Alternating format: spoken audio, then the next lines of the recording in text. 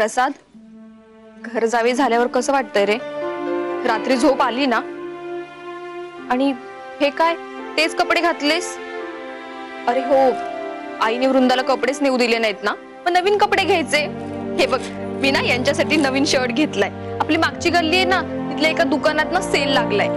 खूप स्वस्त कपडे मिळतात. तू सुद्धा घेऊन ये ना तुझ्यासाठी 2-4 शर्ट्स. येऊ मी? प्रसाद, अरे एका रात्रीत एवढा बारीक झालास, एवढा रोडावलायस बघ. हो ना, अगदी अशक्त झालायस बघ. दमल्यासारखा सुद्धा वाटतोस का रे? काय झालं? अरे मी पण काय विचारतोय, आता स्वतःचा संसार थाटायचा, घर चालवायचं म्हणजे काय खाऊची गोष्ट नाही, नाही का? नाही, आता ना तुला कष्टाची सवय करून घ्यायला हवी. काही काय सांगताय? एक दिवस कष्ट केले तर बघितले ना कशी अवस्था झाली. आईकडे होता तेव्हा कसा टुणटुणीत होता, पण आता सगळा चामच निघून गेलाय. एक दिवस नाही झाला तो 6 महिन्यांचा उपाशी वाटतोस. नाही, मी ठीक आहे, माझी काळजी करू नका तुम्ही. ठीक आहेस ना? हे तुझ्या तोंडावर दिसत नाहीये का ते? मी जरा चालत आलो ना त्याच्यामुळे. अरे मग बसने किंवा ऑटोने यायचं ना, चालत का आलास? पैसे वाचवण्यासाठी. बस आणि ऑटोचे पैसे वाचवायला नकोत आता? प्रसाद, माझ्याकडे पैसे असते ना तर मी तुला खरंच दिले असते रे. ठीक आहे, येतो मी आता. वृंदा वाट बघत असेल.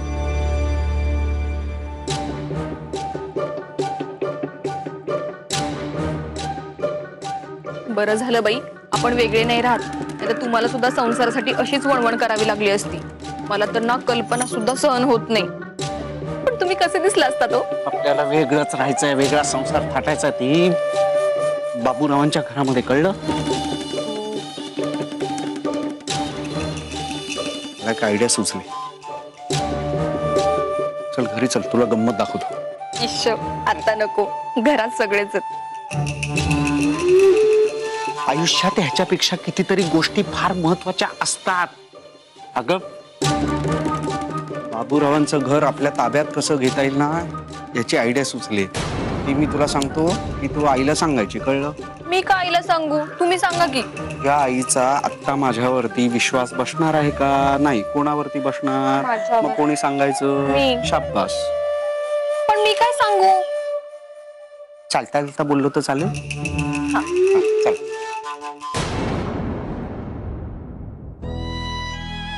हे प्रसाद, काय झालं प्रसाद? बस. खूप दमलेला दिसतोय. चालत आलास ना? सांग, खरं सांग मला.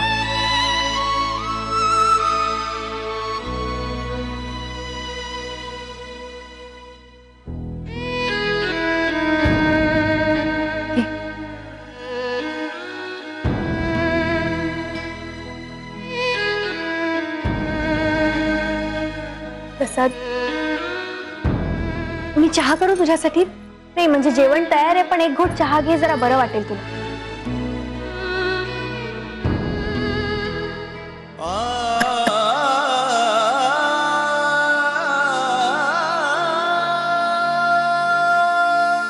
प्रसाद, अरे काय झालं? का रडतोयस तू? प्रसाद प्लीज मला सांग. प्रसाद, कसा झाला तुझा इंटरव्ह्यू? गप्पा काय, सांग ना प्लीज. नाही मिळाला जॉब मला. पण का?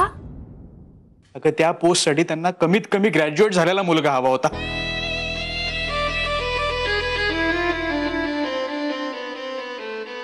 ठीक आहे प्रसाद, नाही तर नाही, आपण परत प्रयत्न करूया.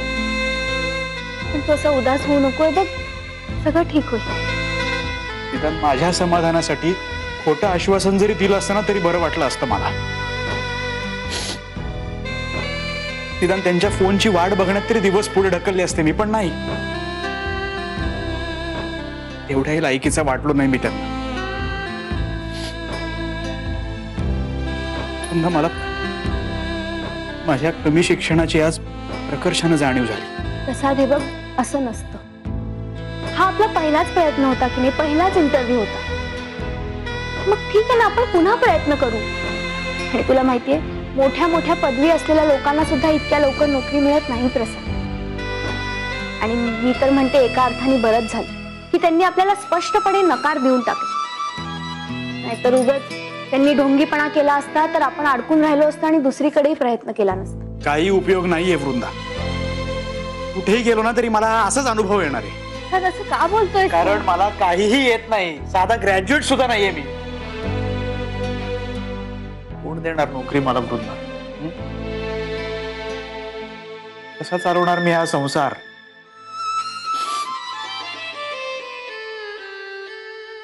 बायकोचं जर पोट भरू शकत नसेल ना मी,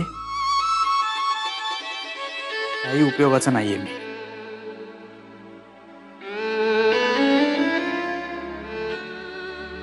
वृंदा, मी तू चुकीच्या व्यक्तीशी लग्न केलेस. मी नाहीये तुझ्या लायकीचं. नाहीये मी तुझ्या लायकीचं. नाही प्रसाद, प्लीज असं बोलू नको. तू जर असं बोलायला लागलं तर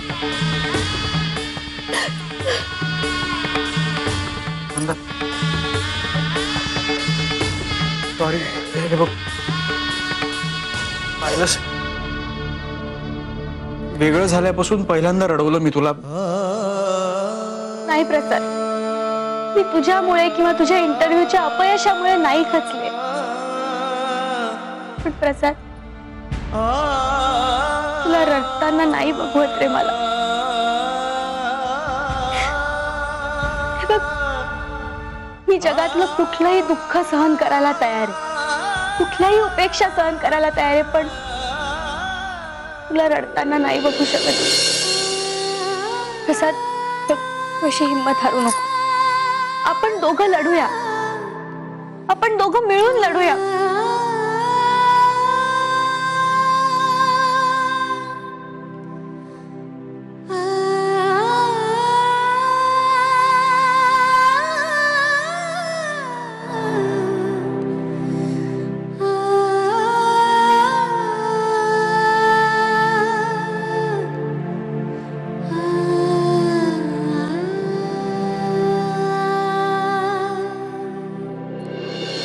आई, मी खरं सांगते, यांची शपथ.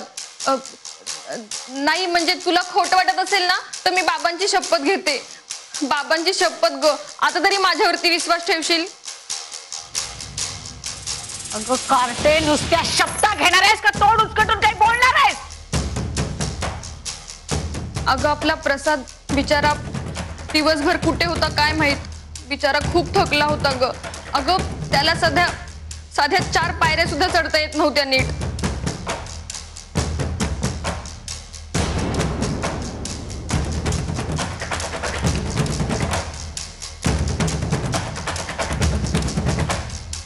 असे हाल केले होय तिने त्याचे? अगं हे तर काहीच नाही. आपला प्रसाद रोज दुकानात बसायचा तरी सुद्धा तू त्याला स्वच्छ धुतलेले कपडे घालायला द्यायची. आणि तिकडे तर तिने मळका कपड्यात कुठेतरी पाठवलं होतं. असं वाटत होतं की कुठेतरी झाडूवाल्याची नोकरी शोधायला गेलाय की. जास्त बोलायचं नाही हा सुवर्णा. प्रसाद माझा मुलगा आहे. अगं मी तुला तेच सांगतेय. बघितलीस ना कशी त्याची दुरावस्था झाली. मला सुद्धा बघून खूप वाईट वाटत होतं ग. मी त्याला म्हंटल सुद्धा, तुझ्याकडे कपडे नाहीयेत ना तर हा घे, ह्यांचा शर्ट घाल. तो कांता चोरग्याचा मुलगा आहे, एवढा लाडाकोडात वाढलेला. आणि तुला माहितीये आपल्या चाळीतले लोक सुद्धा त्याला बघून हळहळत होते. नाही म्हणजे हसत होते. सुदृढ बालक स्पर्धेत नेहमी पहिला येणारा आपला प्रसाद एका दिवसातच 6 महिन्याच्या आजारासारखा वाटत होता. मी खरंच सांगते ग आई, माझं खोटं वाटत असेल ना तू यांना विचार. हो की नाही हो?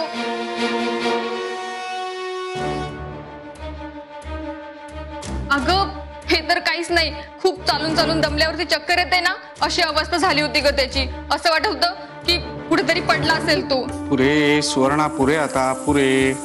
तरी मी यांना सांगत होते, पण नाही, असं कोणी ऐकलं नाही. वरती मलाच दम दिला. त्याच्या दरवाजात गेलीस तर खबरदार म्हणून. सगळे माझ्या प्रसादच्या वाईटावर टपलेत. ती वृंदा नावाची नागिन तर त्याला गिळायलाच बसली.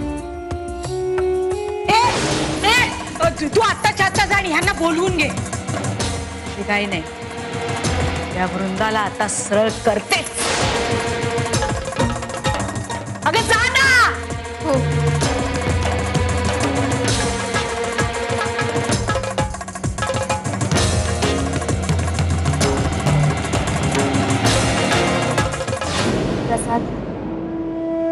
हे बघ, पहिल्याच नकाराने असं खचून जायचं.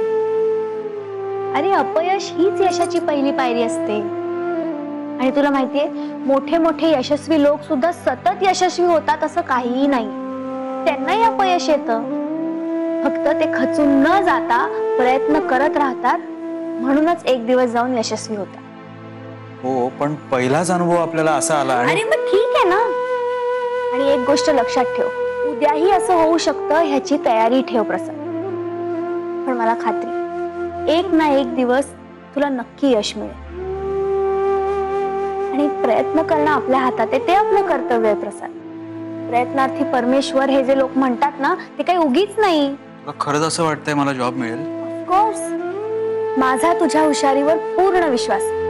आणि मला खात्री आहे की एक दिवस तुला तुझ्या आवडीचा आणि तुझ्या हुशारीला वाव देणारा जॉब नक्की मिळेल. तू टेन्शन अजिबात घेऊ नकोस प्रसाद, काहीही होणार नाही. पण वृंदा, एक मिनिट, तुझ्या सगळ्या शंका कुशंका आपण नंतर काढ. माझा नवरा दिवसभर दमून भागून आलाय, त्याला जेवायला वाढायचंय मला. वृंदा, एक विचारू? बोल ना. मी खूप कमी शिकलेलो आहे, म्हणून आयुष्यभर लोकांच्या ठोकरा खात राहिलो, तरी तू माझ्यावरती असंच प्रेम करशील?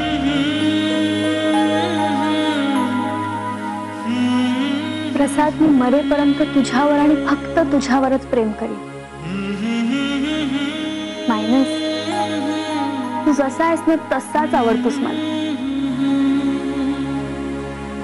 पण मला नाही ना आवडत आहे. नाही म्हणजे तू एवढी हुशार आहेस, समजूतदार आहेस.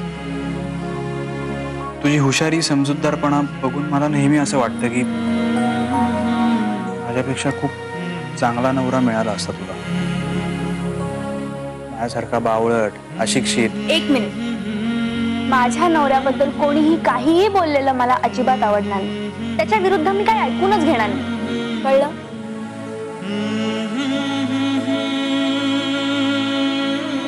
बरं ऐक, ते बाबांचे काही जुने कपडे तू घालून बघ. कशाला? अरे 2 दिवस ह्याच कपड्यांमध्ये बसलायस, मी जरा धुवून टाकते तर.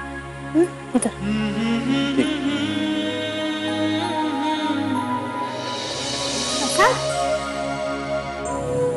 मला खरं खरं सांग, तू घरी येताना पायी आलास ना? हो. अरे पण का? 6 रुपये वाचवायचे होते. पुढच्या इंटरव्ह्यूला जाताना लागतील म्हणून मी चालत आलो. असं का केलंस? असं उगीच पायपीट केली? सवय करून घ्यायला हवी आहे ना. काही गरज नाहीये त्याची. हे बघ, तुला नोकरी नक्की मिळेल आणि सगळं काही ठीक होईल. तर मी जेवायला वाटते आणि नंतर तुझे पाय चेपून देईन. प्रसाद, मला एक प्रॉमिस कर, यापुढे तू असं काहीही करणार नाहीस. पैसे वाचवण्यासाठी असा अघोरी मार्ग निवडणार नाहीस. प्रॉमिस कर मला. नाही करणारच. चल, तू चेंज करून घे, मी जेवायला वाढते.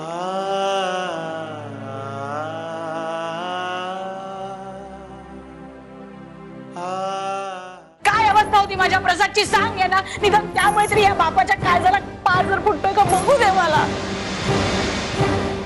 काय झालं सुवर्णा? काय सांगते ही? दिल्या घरी